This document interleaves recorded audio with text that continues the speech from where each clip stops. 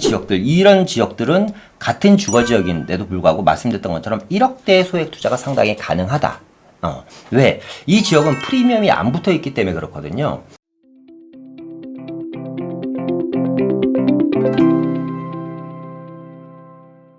안녕하십니까. 부동산 경제학의 황현입니다. 자, 윤석열 당선인이 이제 대통령이 되셨는데요. 그럼으로 인해서 이곳이 앞으로 확 바뀌면서 천지개벽, 상전벽해가 일어날 것 같다고 하는데요. 그럼에도 불구하고 그 지역은 1억 정도의 또 소액 투자로 충분히 가능하다고 하니까 어떤 지역인지, 그리고 그 지역이 왜 그토록 주목을 받고 있는지에 대해서 알아보는 시간 갖도록 하겠습니다. 어떤 지역이냐면요. 가장 대한민국에서 중요한 입지입니다. 중요도로 따지면 거의 1, 2위 안에 들어가는 입지고요.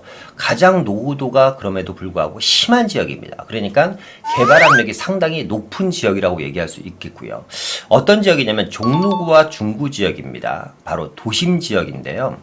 제가 약 3개월 전에요. 도시정비형 재개발로 해서 1편과 2편을 찍었죠. 그래서 주택수, 종합부동산세 무관한 도시 중심상업지 재개발 2편은 1억으로 투자 가능한 종로 을지로 재개발입니다. 이게 이제 2편입니다. 오늘이 어떻게 보면 이 도심 정비형 재개발 제 3편이 될 수도 있겠는데요.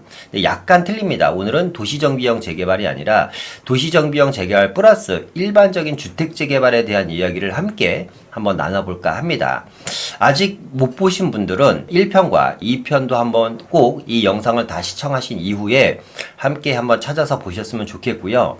종로구와 중구 같은 경우는 사실상 도시정비형 재개발보다는 주택 재개발로 갈 확률이 상당히 높은 지역인데 어떤 지역이 그런 지역이고 왜 그런 개발 압력이 높은지에 대한 이야기를 해볼게요. 자, 지금 보여드리는 맵은요. 서울시의 노후도를 알려주는 맵입니다. 많은 분들이 이제 이 맵에 대해서 알고 계실 텐데요. 한번 이 맵을 보면서 얼마나 노후도가 심한지 한번 보겠습니다. 일단 지하철역을 한번 보면요. 일단 시청역이 있고요. 을지로 입구역이 있고요. 을지로 3가역이 있습니다. 을지로 4가역이 있고 동대문 DDP역이 있죠. 그리고 이제 아래쪽에는 회원역 4호선, 그리고 이제 명동역이 있고 충무로역이 있고 동대 입구역이 있습니다. 위쪽으로는 종강역이 있고요. 종로 3가역이 있고 종로 5가역이 있고 또 이제 동대문역이 있겠죠. 이런 식으로 1호선이 이제 지나갑니다. 보시는 것처럼 서울의 정치, 경제, 외교, 산업, 일자리의 중심지인 서울 구도심입니다. 그리고 대한민국 전체 상업지 면적의 거의 한 70% 정도를 차지하고 있는 대한민국 전체 상업지 면적입니다. 그만큼 아주 높은 상업지 면적을 차지하고 있는 이 도심부가 50년 이상 된 노후군청물 비율이 무려 90% 정도가 된다고 합니다. 상당히 낡았죠. 그리고 노후도가 상당히 심하고 이렇게 되면 사실상 국가 경쟁력뿐만 아니라 도시 경쟁력 자체를 상실하게 되고요. 이렇게 계속해서 노후화가 진행될 경우 이 지역은 우범 지역으로 발전될 가능성이 상당히 많습니다. 왜냐하면 도시 공동화 현상으로 인해서 낮에는 많은 사람들이, 왜냐하면 이 지역은 광화문 주변이라든가 시청 주변, 서울역 주변, 명동, 을지로, 종로, 충무로 요 지역들은 대한민국 대기업 본사들의 거의 50에서 60% 정도의 비율을 본사들이 차지하고 있는 자리인데 낮에는 북적북적한데 밤만 되면 조용하고 싸늘하고 또 무섭기까지 한 지역입니다. 그래서 이 지역이 앞으로 대대적인 상전벽해와 천지개벽이 일어난다고 합니다. 자, 어떻게 진행될까요? 뉴스를 한번 보면서 갈게요. 오세훈 서울시장이요. 피를 토하고 싶은 심정이다. 왜 피를 토하고 싶냐? 오세훈 서울시장은 서울시장 재직 시절에 이 도심 개발을 상당히 강력하게 피력을 했었습니다. 그런데 오세훈 서울시장 이후에 박원순 서울시장이 되면서 이 지역이 사실상 규제와 보존으로 일관되면서 이 지역이 방치되다시피 했거든요. 그러다 보니까 이 지역의 현장 답사를 하시고 피를 토하고 싶은 심정이다. 윤석열 당선인에 힘입어 이곳이 앞으로 어떻게 완전히 확 바뀐다고 합니다. 다시 말씀드리면 천지개벽이 되는 겁니다. 오세훈 서울시장과 윤석열 당선인이 이 지역에 대한 개발 의지가 상당히 강하다고 합니다. 일단은 오세훈 서울시장은요, 2040 도시기본계획을 추진을 했죠. 2040 도시기본계획을 올 상반기에 발표를 하면서 강력하게 도심지에 대한 개발 의지를 시사했습니다. 어차피 이 2040 도시기본계획이란 건 뭐예요? 2040년도까지 중장기 계획이죠. 도시에 대한 전체적인 기본 계획에 대한 틀을 마련하는 법정 최고 계획입니다. 근데 그 안에 도심 개발에 대한 강력한 의지가 들어가 있고요. 특히 이제 종묘와 남산에 대한 녹지 공간을 차지하고 한다고 합니다. 종묘와 남산의 녹지 공간을 만들고 이 도심지의 신산업 혁신 거점 지역을 육성한다고 합니다. 그렇게 되면 약간 저는 이게 어떻게 보면 어디랑 비슷하냐면 지금 삼성역 주변 있잖아요. 글로벌 비즈니스 센터가 들어가는 강남 테헤란로의 녹지축을 만들고 양쪽으로 GBC 글로벌 비즈니스 센터를 만듭니다. 그죠? 이제 삼성역이 있고 이 공간을 녹지 공간으로 만들고 이 가운데 뭐예요? 코엑스가 있는 거죠. 현대백화점이 있고 저희 사무실이 바로 요 아래쪽에 있습니다. 근데 어쨌거나 중요한 거는 이와 비슷하게 어떻게 보면 제2의 강남 삼성역의 GBC 타운이 종묘와 종로 쪽, 중구 을지로 쪽에 들어갈 가능성이 상당히 많다. 왜? 녹지 공간과 함께 산업 혁신 거점 지역으로 만들기 때문에 이거에 대한 내용이요. 이제 불과 한 달여 만에 나옵니다. 6월 달에 종묘에서 남산까지 녹지 공간에 대한 기본 계획과 신산업 혁신 거점 지역 육성에 대한 기본 계획이 6월 달에 발표한다고 합니다. 이 발표가 되면 여러분들한테 좀 늦겠죠. 기회가. 물론 이때 이후에 6월 달 이후에 좀 더 확실하게 뭔가 확정이 된 이후에 이 지역에 투자를 한다고 하면 괜찮겠지만 이미 발표와 동시에 가격은 급등을 하고 프리미엄은 엄청나게 높을 겁니다. 또 하나는 뭐냐면 인수위에 이제 지금 이제 대통령 그 전에 이제 대통령 인수위 시절에 서울시 관료가 대대적으로 포진돼 있었죠. 대통령 인수위원회 김성보 주택정책실장과 정종대 주택지원실장 등이 캠프에 주택정책실장과 도심재개발에 대한 지휘를 하는 사람으로 포진되어 있다는 겁니다.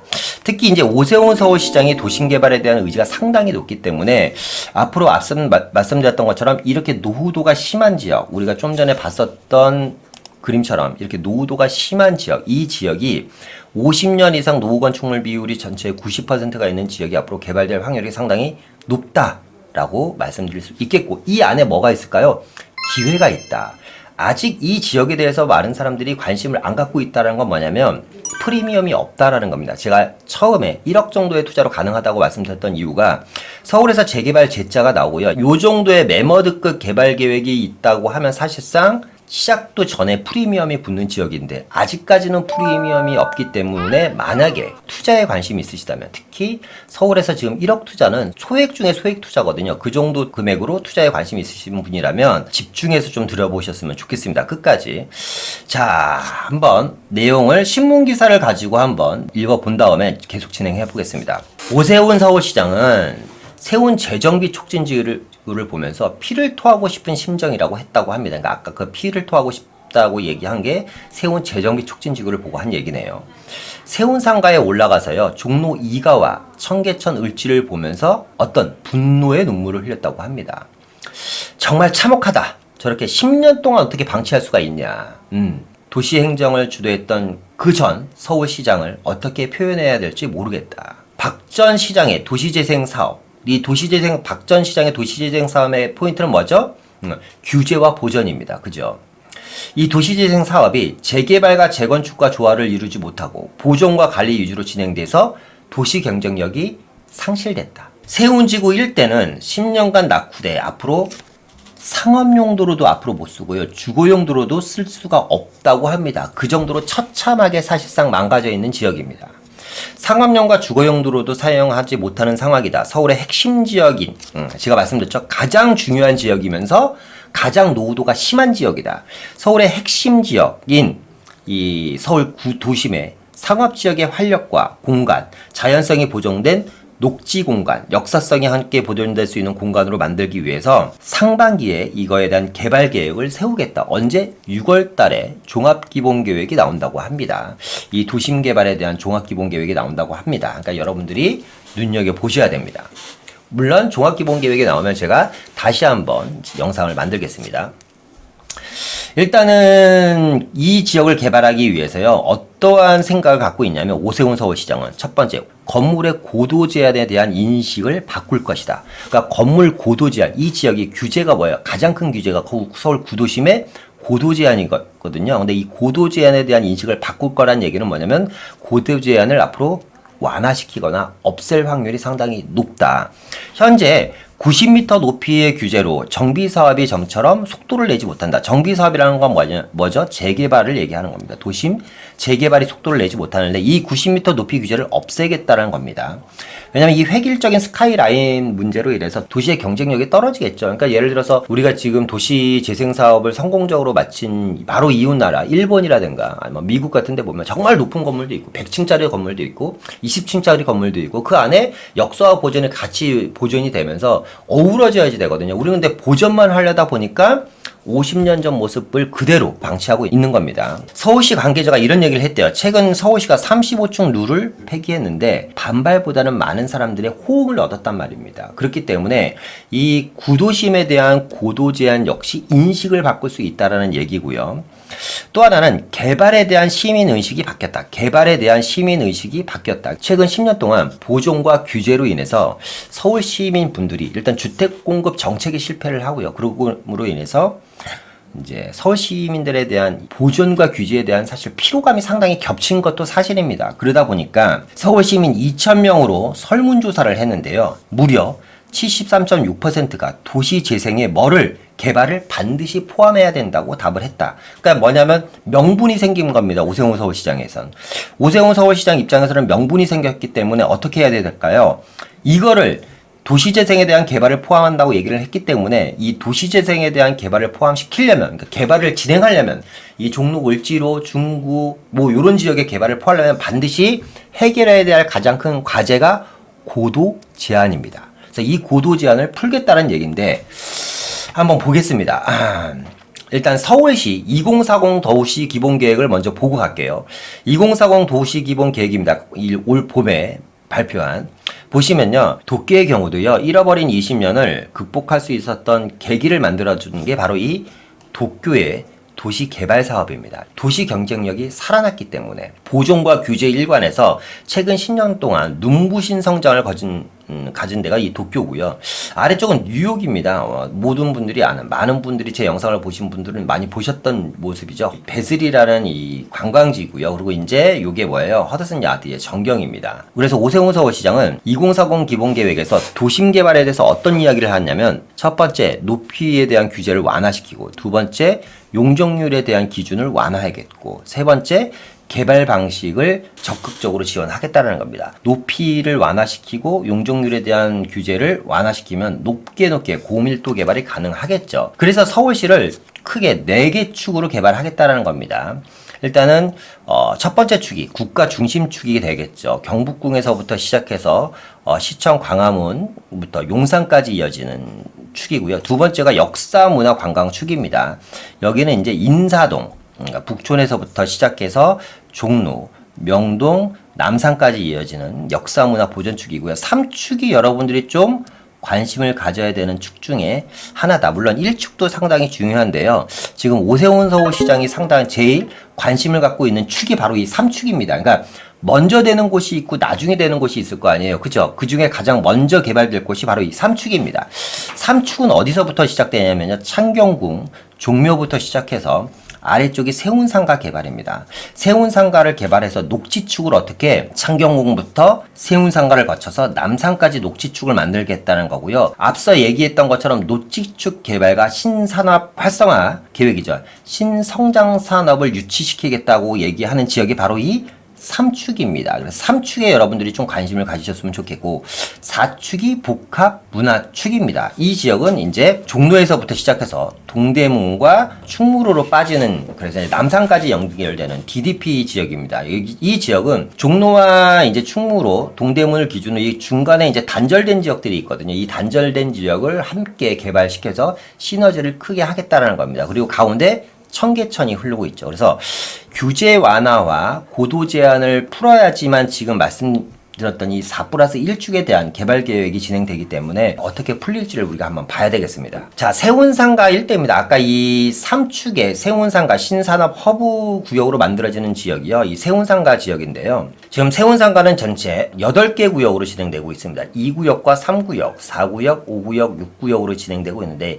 이 세운상가의 모습이 바로 오른쪽에 있는 모습처럼 이런 식으로 이제 바뀝니다. 엄청나죠. 앞서 얘기했던 것처럼 종묘에서부터 시작해서 동묘부터 창경군에서 녹지축이 만들어지고 이 녹지축이 그대로 남산 녹지축까지 이어지고요. 남산 녹지축에서 바로 용산 녹지축까지 이어지는 겁니다. 바로 용산 녹지축까지. 그렇기 때문에 이 지역 같은 경우는 이렇게 고밀도 개발, 그러니까 지금 세운상가 모습을 보시고 이 그림을 보시면 완전히 황골탈태 천지개벽이 될 거 아닙니까? 이 안에는 주거가 들어가고요. 일자리가 들어갑니다.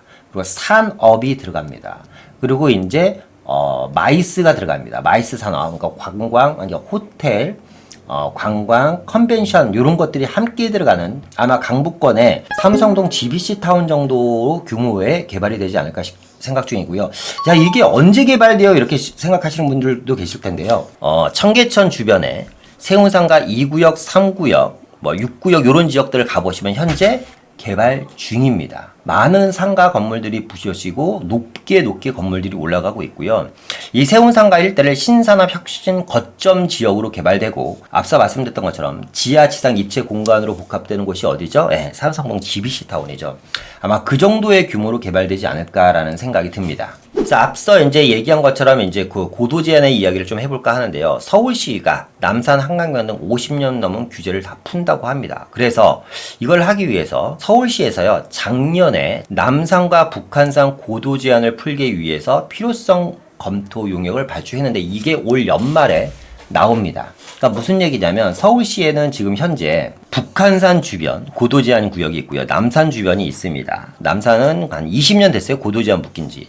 그리고 구기 평창동, 경북궁, 배봉상 어린이대공원, 국회의사당, 서초동, 온수동 일대에 고도 제한 구역이 있습니다. 이 지역이 그러다 보니까 개발에 대해서 많이 막혀 있습니다. 그래서 이 지금 말씀드린 서울시 남산뿐만 아니라 말씀드린 요 전체 지역에 대한 고도 제한을 풀기 위해서 용역을 수억 원을 들여서 발주를 했다고 합니다. 요게 이제 올 연말 12월 달에 결과가 나오면 이 역시 마찬가지입니다. 그러니까 6월 달에 아까 3축에 대한 기본 계획이 나오고요. 12월 달에 고도 제한에 대한 용역 검토가 나오면 이걸로 인해서 만약에 이 지역의 전체적인 고도 제한이 풀린다고 하면 어떤 일이 벌어질까요? 그죠? 가격이 급등을 하겠죠. 그런데 이 중에서 최근 5월 달입니다. 5월 달에 어린이대공원이 이미 풀렸습니다. 먼저 풀어줬습니다. 고도 제한을 26년 만에 풀어줬고요. 능동 구이동 일대 21만 9천 제곱미터에 대한 부지가 고도 제한이 풀리면서 이 지역에 대한 노후주택 정비가 앞으로 활발해질 것이라고 합니다. 그러니까 이 지역을 먼저 투자하시는 분들, 그러니까 지금 말씀드렸던 것처럼 이 고도 제한에 대한 이야기도 저희가 제가 작년부터 계속 했었던 이야기인데 이 고도 제한 언젠간 풀릴 거고 풀리게 되면 이 지역이 상전벽해가 될 거고 천지개벽이 될 거다. 그 중에서 가장 핵심적인 지역들이 어딜까요? 남산 주변 지역이라든가 국회의사당 주변이라든가 경북궁 일대라든가 서초동 법주단지 일대 이런 지역들이 어떻게 보면 핵심 지역이 될 것입니다. 그렇기 때문에 이런 지역들도 여러분들 좀 눈여겨보셨으면 좋겠고 그 중에서 남산 주변 일대는 앞서 우리가 봤던 것처럼 50년 넘은 이상 건축물 비율이 거의 90%에 육박한다 라는 얘기고요. 50년 이상 노후 건축물 비율이 전체 90%인 지역이 이렇게 바뀐다면 그죠? 지금 이 서울 세운상가 개발계획 지역이 요 블럭입니다. 현재 요 블럭이 이제 요렇게 바뀌는 겁니다. 이 안에서 여러분들 많은 기회가 있을 거고요. 앞서 얘기했던 것처럼 이 지역이 소액 투자가 가능한 게 아직 많은 분들이 인지를 하지 못했기 때문에 프리미엄 자체가 없기 때문에 그런 겁니다. 입지별로 투자 포인트를 한번 얘기해보면 일단 청계천 주변 같은 경우는요. 남쪽 지역의 노후 중심 상업 지역을 한번 눈여겨보셨으면 좋겠습니다. 청계천을 기준으로 북쪽 지역은 궁들이 많아요. 경북궁, 창경궁 이런 게 궁들이 많기 때문에 아무래도 궁들이 바로 붙어있는 지역은 제가 봤을 때 고도 제한을 풀기가 쉽지 않아 보입니다. 하지만 청계천 아래쪽 지역 같은 경우는 충분히 고도 제한을 풀 수 있는 지역이고 앞서 얘기했던 것처럼 이렇게 세운상가 일대가 개발이 되는 것도 역시 청계천 이남 지역이기 때문에 이게 가능한 거거든요. 그래서 청계천 주변 지역은 남쪽 지역의 중심 상업 지역을 봤으면 좋겠고 세운상가 일대 특히 을지로랑 충무로 같은 경우는 세운상가 지금 구역 안에는 그러니까 투자하기가 상당히 큰 돈이 들어갑니다만 을지로나 충무로 주변 같은 경우는 아직도 가능하다 투자가. 그래서 도심 최대 주거, 업무, 녹지타운으로 개발될 지역이기 때문에 지금 이 세운상가 주변에 이게 저층 지역들이 있잖아요. 그리고 지금 요 도로를 기준으로요. 위쪽은 상업지역이지만 이 아래쪽은 주거지역입니다. 그러니까 녹지축과 연결되는 이런 주거지역들 있잖아요. 여기서 보면 어느 지역일까요? 지금 이 충무로역 일대, 남산 일대에 있는 이쪽 주거지역일 겁니다. 여기는 상업지역이고 여긴 주거지역이기 때문에 이 지역 같은 경우는 또 재개발이 될 확률이 상당히 높거든요. 그러니까 남산 아래쪽에 있는 주거지역들도 여러분들 반드시 눈여겨보셨으면 좋겠고 이 지역에 대한 이야기는 다시 한번 좀 정리를 해드리도록 하겠습니다. 자, 세운상가 일대 마지막으로 남산 일대 주택가입니다. 이제 종로구와 중구 일대가 이제 남산 일대 주택가가 많죠. 이 지역은 도심과 남산, 용산과 연결되는 녹지축으로 개발되는 겁니다. 그러니까 창경궁에서 그리고 이제 세운상가, 남산, 용산 민족공원까지 녹지축이 대규모로 연결되는 이 녹지축 안에서 특히 남산 옆에 있는 녹지축 같은 경우는 제가 봤을 때 앞으로 엄청나게 큰 집가 상승이 예상된다. 용산공원과 연계 시에 막대한 집가 상승 및 개발 압력이 상당히 클 것으로 보이고요. 특히 이 세운상가 개발에 대한 인접구역 같은 경우도 제가 봤을 때 가장 먼저 첫 번째로 수혜를 볼 수 있는 지역이 아닐까 합니다. 자, 한번 지도를 보면서 한번 이야기해 보도록 하겠습니다. 일단은 빨간색으로 표시 지금 해드리는 지역이 서울시의 중심상업지역입니다. 중심상업지역이고요. 이 상업지역은 땅값이 상당히 토지 가격이 비싸죠. 그리고 가운데 세운상가 개발 현장이 있는 겁니다. 그리고 녹지축을 한번 보여드릴 텐데 창경궁과 종묘에서 세운상가까지 녹지축이 연결되고 이 녹지축이 남산까지 연결되고 남산과 함께 용산 민족공원까지 녹지축이 대규모로 연결이 되는 겁니다. 그리고 이 주변에는 높은 건물들이 들어서겠죠. 그러면 이렇게 지금 현재 진행되는 곳들에 대해서 한번 시세를 한번 보면 일단은 남산 주변에 용산구 후암동이라든가 해방촌이라든가 이태원이 있고요. 한남뉴타운이 있잖아요. 후암동이라든가 해방촌, 이태원 같은 경우는 우리가 투자금만 보더라도 기본적으로 3억에서 한 6억대 정도 투자금이 됩니다. 그죠? 3억에서 6억이라는 게 편차가 상당히 큰데, 뭐, 주택의 모양이라든가 평수라든가 대지 지분에 따라 많이 틀립니다. 평균 투룸 기준으로 아무리 못 가져도 4억에서 5억대 이상의 투자금을 가져야지 되고요. 한남뉴타운은 뭐 얘기하지 않겠습니다. 수십억 원의 투자금이 듭니다. 그러니까 용산구라는 이름으로, 남산 주변의 용산구라는 이름으로 가격대가 상당히 높고 비쌉니다. 이유는 뭐예요?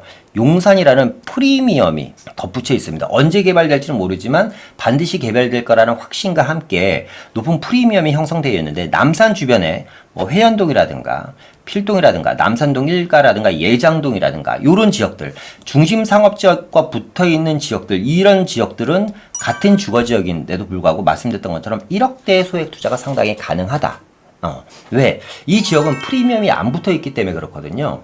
그러니까 특히 녹지축과 연결되는 요런 지역들 같은 경우는 여러분들이 반드시 관심을 가지셨으면 좋겠고, 물론 상업지역에 투자를 하시는 것도 괜찮은 방법입니다. 주택수에 포함이 안 되는 물건들을 잘 찾으셔서 투자를 하면 이 지역에서도 충분히 소액 투자가 가능하지만 아무래도 남산을 기준으로 이 지역의 고도 제한이 풀린다면 바로 인근에 상업지역, 대규모 중심 상업지역과 연결해 있는 이 종로와 중구의 주택가 지역들도 용산의 주택가와 맞먹는 정도의 큰 시너지가 있을 것이다. 하지만 이 지역은 지역도 이름도 생소하잖아요. 뭐 회원동, 필동, 남산동 1가, 뭐 예장동 뭐 이렇게 지역 이름들도 생소하기 때문에 많은 분들이 마용성의 포커스가 쏠려 있다 보니까 정작 중요한 자리이면서 노후도가 이렇게 심한데 50년 이상 건축물 비율이 90%가 있는 지역인데 관심을 못 가졌던 지역입니다. 반드시 여러분들이 좀 관심을 가지셨으면 좋겠다. 보시는 것처럼 일단 뭐 지하철역이 이제 빼곡히 이제 들어서 있죠. 일단은 종로와 을지로 쪽에 세운상가 개발 현장이 있고요. 을지로 3가에 정비구역 지정이 되어 있고 을지로 2가도 정비구역 지정이 되어 있습니다. 무교동도 정비구역 지정. 이게 정비구역 지정이라는 게 뭐예요? 다 재개발이죠. 아래쪽은 왜 재개발구역 지정이 안 돼 있냐면 명동입니다. 명동 같은 경우는 재개발이 안 되겠죠. 또 동대문 쪽 가보면 미 공병당 부지가 이전을 하고 이 자리에 대규모 종합병원이 지금 건립 중입니다. 그리고 종로 4가 쪽에 지구단위 계획구역이 있고요. 남산 아래쪽에도 지금 중구 해연동과 남산 일대가 지금 해연동 역세권입니다. 그러니까 지하철 역세권 250m를 정확하게 구역 지정을 해서 이 지역도 지구단위 계획구역 지정이 되어 있고요. 현재 2종 주거지역이긴 합니다만 종상향을 통해서 상업지로 바뀔 확률이 상당히 높다. 그럴 가능성이 상당히 높은 지역이고 남대문 역시 지금 정비구역 지정으로 인해서 새롭게 탈바꿈될 예정입니다. 그러니까 보시는 것처럼 상업지역 안에 대규모의 개발 계획들이 지금 수없이 잡혀 있습니다. 여러분들 잘 모르고 계셨을 거예요. 그죠? 이 지역들이 이제 앞으로 황골 탈퇴를 할 예정이고요. 회원역과 명동역과 충무로역 이 지역들은 주택가들은요 지하철역, 도보 500m 안에 다 포함되는 지역입니다. 그러니까 어딜 가도 다 초역세권인 지역들이고요. 특히나 세운상가 개발이 오세훈 서울시장 임기 안에 어떻게든지 마무리를 지으려고 하고 남산과 이어지는 녹지축이 진행되는 곳입니다. 그러니까 이런 곳들은 어떻게 보면 단기적으로 좀 가파르게 시세가 상승될 수 있는 지역이고 앞서 얘기했던 것처럼 6월 달에 기본계획이 나오고 12월 달에 고도 제한에 대한 용역 결과가 나오면 똑같은 남산 주변입니다. 그런데 용산구라는 이름으로 높은 프리미엄이 붙어 있는 지역, 후암동, 해방촌, 이태원 바로 옆에 있는 지역들도 역시 함께 가격이 상승되지 않을까. 현재 상당히 저평가되어 있는 지역이다. 상당히 저평가되어 있는 지역이기 때문에 관심을 가지셨으면 좋겠습니다. 자, 마무리로 도심의 이제 소액 투자 전략 이야기하면서 마무리하겠습니다. 일단은 첫 번째 말씀드리고 싶은 게 이제 전체 지역이 초역세권이라는 지역이죠. 서울시의 모든 지하철 노선이 다 들어가 있다. 7호선, 9호선 빼놓고. 어딜 가나 초역세권 지역이고요. 이 초역세권 지역의 특징은 뭐냐면 대기 수요가 상당히 많다. 그러니까 안정적으로 투자를 할 수가 있고 공실에 대한 리스크가 낮다라는 거고요. 경기가 하방 압력으로 가야 할 때, 그러니까 시세가 좀 떨어지거나 강보합 상태로 가더라도 이 도심권 안에 어마어마한 수요를 동반하고 있기 때문에 특히 이 지역은 주택에 대한 수요는 많은데 주택 수가 없고 사람이 살만한 주택이 많지가 않습니다. 왜? 노후도가 90%이기 때문에. 그러니까 사람이 살만한 정도의 좀 안정적인 깨끗한 주택은 시세가 상당히 안정적이기 때문에 리스크가 상당히 적다. 그러니까 리스크 큰 거를 좋아하지 않으신 분들 같은 경우는 이런 데 투자하시면 돼요. 재개발은 리스크가 어떻게 보면 되게 크잖아요. 안 되면 꽝이기 때문에. 근데 이런 지역은 초역세권이기 때문에 수요도 많고 주변에 대규모 상업지역 개발이 진행되기 때문에 개발에 대한 압력도 높지만 시세가 상당히 안정적이다. 특히 이 지역이 앞서 얘기했던 것처럼 재개발 활성화와 규제 완화가 동시에 이루어지기 때문에 앞으로 도심 개발에 대한 속도가 상당히 가속화될 거고 빨라질 것입니다. 또 재개발 플러스 재개발만 있는 게 아니라 주변의 상업지역도 대대적인 개발이 있고요. 교통에 대한 인프라가 상당히 잘 갖춰져 있는 지역이기 때문에 대한민국 최고의 입지다. 부동산에서 안정성, 환급성, 수익성 이 세 가지가 최고인데 이 세 가지를 다 맞추려면 뭘 보고 들어가야 되죠? 그렇죠. 입지만 보고 들어가면 됩니다. 입지는 대한민국 최고의 입지인데 노후도는 역시 대한민국 최고다. 노후도도 대한민국 최고고 입지도 대한민국 최고이기 때문에 이 지역은 시간의 문제지 반드시 개발이 될 수밖에 없다라고 말씀드릴 수 있겠고요. 입지가 좋기 때문에 높은 전세가와 또 하나는 용산에 비해서 상당히 낮은 프리미엄 자체가 없다. 같은 남산권 안에 있으면서 용산 지역 같은 경우는 높은 프리미엄이 있는 반면에 종로와 중구의 남산에 붙어있는 지역은 프리미엄이 상당히 낮다. 그렇기 때문에 상대적으로 소액 투자가 가능하다. 서울시 지도를 이렇게 가만히 놓고 보시면 여러분 제가 말씀드린 지역이 이 남산 일대 이 도심부 시청 광화문 을지로가 있는 중구 종로구 지역이 중심 지역이거든요.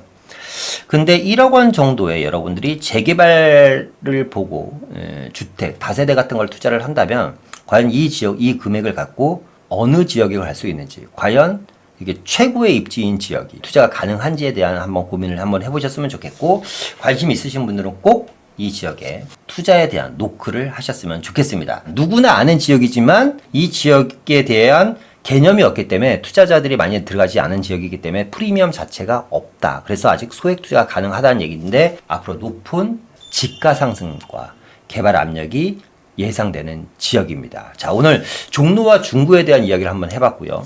특히 주택가에 대한 남산 아래쪽 주택가에 대한 이야기를 한번 해봤습니다. 오늘 내용이 도움이 되셨다면 좋아요와 구독 눌러주시고요. 다음에 또 더 좋은 영상으로 찾아뵙도록 하겠습니다. 혹시 궁금한 점 있으면 댓글로 남겨주시면 제가 또 상세히 답변을 해드리겠습니다. 다음에 더 좋은 영상으로 찾아뵙도록 하겠습니다. 감사합니다.